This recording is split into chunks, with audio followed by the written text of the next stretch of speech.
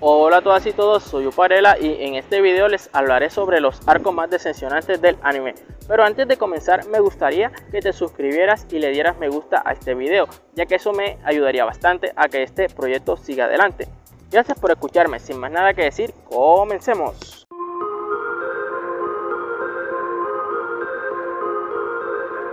Durante toda la primera parte de la serie de One Piece se nos vendió a la isla Gyojin como uno de los mejores territorios dentro de la era de la piratería.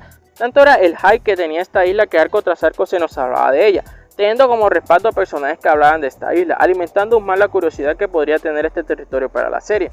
Obviamente las especulaciones nos hicieron esperar, esperando con ansias el momento en donde podríamos ver a los Mugiwaras explorando la dichosa isla, territorio que desde los primeros capítulos se nos nombra. Era evidente que el hype estaba en las nubes, eso sin nombrar que antes del time skip Oda hablaba espontáneamente y de manera inocente sobre la isla Gyojin, reforzando la curiosidad por medio de personajes en primera instancia como Arlong, Hachan, Jinbe y hasta la misma Boa Hancock, que estaban relacionados con los Piratas del Sol, banda que estaba conformada por los Gyojines y entre los integrantes estaban los personajes mencionadamente anteriores.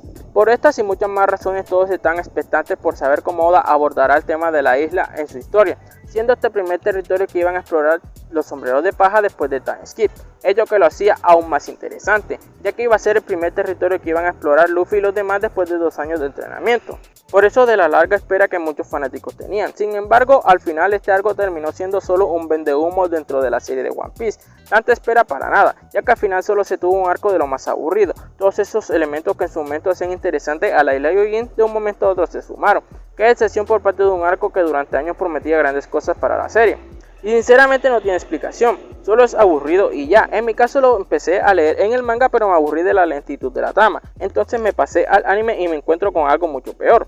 Las dos versiones de la historia se pusieron de acuerdo para hacer este arco aburrido. Imagínense, si ni el mismo anime pudo hacer entretenido un arco es porque de verdad es aburrido, ya que todos los sucesos que se desarrollan en este arco a la larga son hechos que no van a tener ninguna importancia, fuera del hecho de que en la isla bajo el agua se encuentra un arma ancestral y que Luffy retó a Big Mom. Eso es todo lo que recuerdo, ya que al final este arco solo funcionó como un arco de transición meramente para mostrar las nuevas habilidades de los sombreros de paja.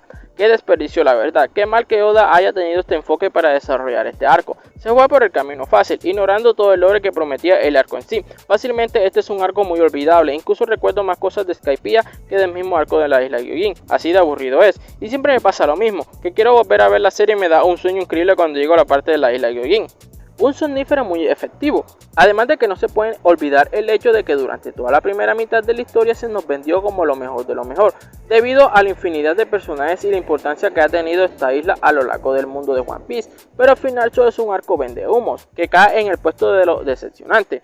La existencia de la isla Gyojin solo funciona para recurrir al factor del pasado del universo de One Piece y no para resaltar la existencia de un arco. Todo el desarrollo de principio a fin está mal con este arco.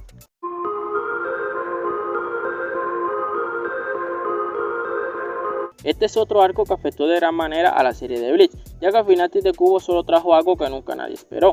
La mayoría de las personas, y me incluyo, esperábamos otra cosa debido a todo lo que se venía mostrando en la obra.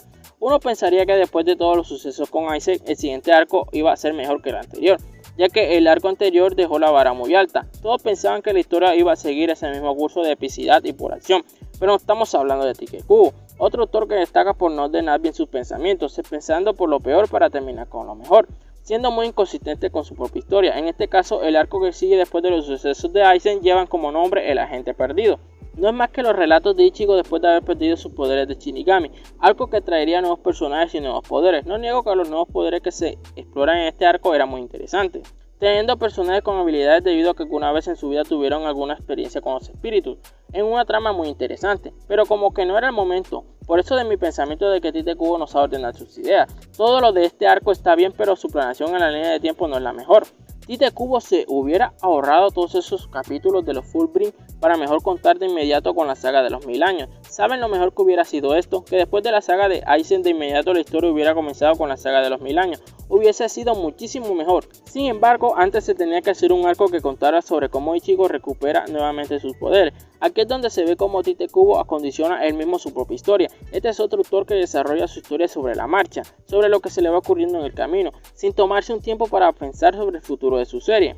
a diferencia de como hace Oda, autor que cuenta con un panorama claro de su propia historia, así que como ya dije, sí es un buen concepto el que se desarrolla en la saga del agente perdido, pero no era el momento de su introducción, fácilmente se siente por momentos como un relleno, incluso fue el último arco que adaptó Estudio Pierrot en el anime, para después finalizar inconclusa la versión animada. Algo de culpabilidad debe de tener este arco en que el anime haya terminado apresuradamente.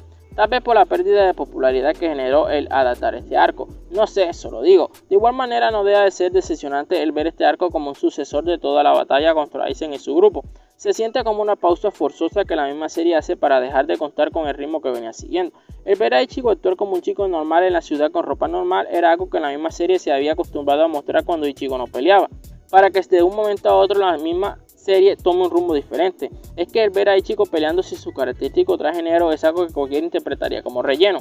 Por eso de la pérdida de popularidad que tuvo la serie de Bleach en general. A Tite Kubo relatar todo este arco en su historia hizo que la adaptación animada terminase forzosamente y que el manga haya bajado del ranking de los mangas más vendidos año tras año, dejando sorpresivamente el top 10. Es que este simple arco trajo consigo grandes repercusiones, fueron más las cosas negativas que las positivas.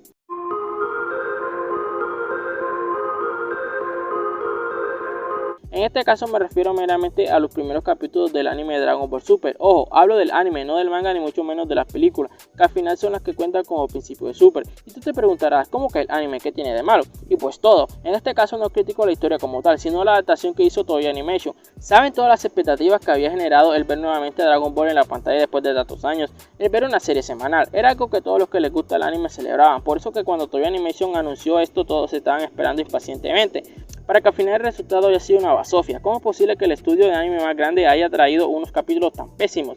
Y más con su serie insignia, sinceramente que falta de respeto con todo. Todas las personas esperando impacientemente para que al final el resultado haya sido tan desastroso. Por un tiempo el anime de Super se volvió la burla de todos, por culpa de Toei y su pésimo trabajo mostrado semana tras semana con esos capítulos que no dan ni ganas de verlo. El ver en el anime esa pelea de Goku contra Bills que he hecho tan horrible. Sinceramente Toei Animation no tiene cómo defenderse. Y el fan que defiende este anime en lo personal está cegado por su fanatismo, ya que cómo puede aceptar este trabajo tan mal hecho. En mi caso soy un fan de Dragon Ball, por favor, si es mi infancia, pero eso no significa que todo lo que saque la franquicia y le ponga en el medio del título Dragon Ball lo tenga que aceptar con los brazos abiertos. Es como ver a Akira Toriyama dibujar mal su manga o a Toyotaro dibujar mal la serie que actualmente está dirigiendo. Hecho que nunca se ha visto. Entonces, si ellos dos, tanto Akira Toriyama como Toyotaro, han hecho su trabajo bien, ¿por qué Toei no puede hacer lo mismo? Estudio que no ha hecho más que lucrarse de la franquicia sin contribuir en nada de vuelta. Y aunque después el mismo estudio se redimió con su desastre trayendo capítulos con calidad, eso no quita el hecho de su pésimo trabajo al comienzo de Super. Algo que sinceramente no se puede olvidar. ¿Cómo le va a hacer eso a una serie como Dragon Ball? Animar tan mal todo el comienzo de la serie, comienzo que todos esperaban esperanzados por ver a Padre Ball de vuelta en la pantalla, que falta de respeto con los fanáticos. Y principalmente con Akira Toriyama. Es que no puedo recordar esos primeros capítulos sin tener un disgusto inmediato. El ver todo feliz por primera vez el nuevo anime de Dragon Ball y el observar una serie mal animada con todos esos personajes mal animados. ¡Qué desgracia!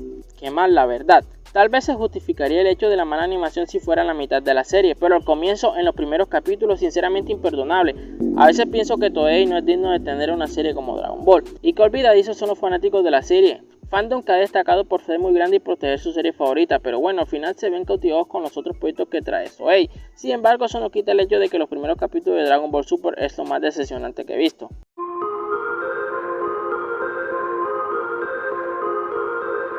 Creo que no soy el único que piensa esto, supongo, ya que después de tanto tiempo podemos reflexionar un poco sobre el desastre que fue esta saga que en un principio prometía grandes cosas debido a todo su desarrollo inicial, pero como todas esas aldeas que al principio eran vistas como enemigas de la aldea de la hoja ser aliadas era un concepto que prometía mucho. Prácticamente todo el mundo ninja se unió por un solo objetivo, el prevenir la destrucción de las aldeas y el dominio por parte de una sola persona, Madara Uchiha, personaje que desde un principio se nos vendió como uno de los ninjas más poderosos jamás vistos.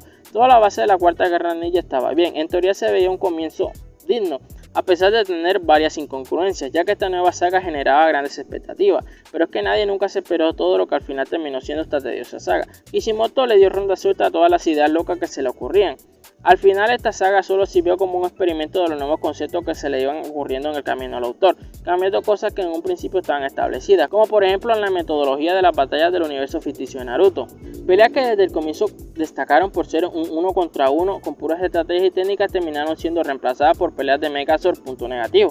Esto sí fue un concepto demasiado apresurado de implementar en la obra. Prácticamente cambió todo lo que se tenía establecido en más de 400 capítulos, ya que técnicas como Susanoo o el Chunin de madera del primer Hokage eran utilizadas para suprimir a las bestias con cola. Esa era la idea inicial que había planteado la historia, pero al final dichas técnicas terminaron siendo demasiado determinantes para ganar un combate en la serie. Otro de los factores que terminó de arruinar la saga fue la introducción de personajes de los cuales nunca se había hablado. Como dije al principio, esta saga prometía, pero terminó siendo decepcionante. Toda la saga se basó en ideas sacadas de quién sabe dónde. Siempre abundó el sinsentido y la falta de argumentación. A veces hasta aburría el ver semana a semana esta saga, del cambio de opinión que tenía la misma historia. Unos capítulos atrás se hizo una cosa para después al final ser otra cosa. Ni Kishimoto sabía qué hacer con la historia. Había veces en donde se notaba que por momentos a Kishimoto se le salía de las manos su propia historia, de tanto implementar ideas nuevas, hecho que terminó por arruinar por completo la serie entera. Lo peor de todo es que esta era la saga final de la serie, en donde se daba una conclusión de la misma. En teoría tendría que ser la mejor, ya que era el final, ¿no? Pero estamos hablando de Kishimoto, dando una conclusión con más dudas que respuestas. La infinidad de ideas que trajo consigo la Cuarta Guerra Ninja desnivelaron demasiado la serie.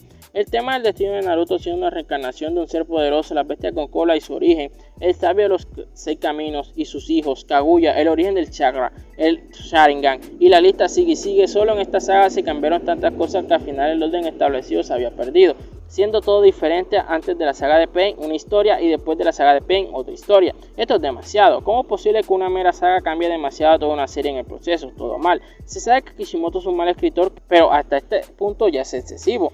Y por más que seas un fan de Naruto, tienes que aceptar que la Cuarta Guerra Ninja arruinó demasiado la historia, ya que fuera de solo ser decepcionante, es desastrosa en todo el sentido de la palabra. Y lo que es peor es la saga final de la serie, la que ayudaría a darle una conclusión a esta obra, pero terminó siendo todo lo contrario. Muchas gracias por ver, no olvides suscribirte, darle me gusta para más contenido. Muchas gracias, te lo agradezco. Adiós.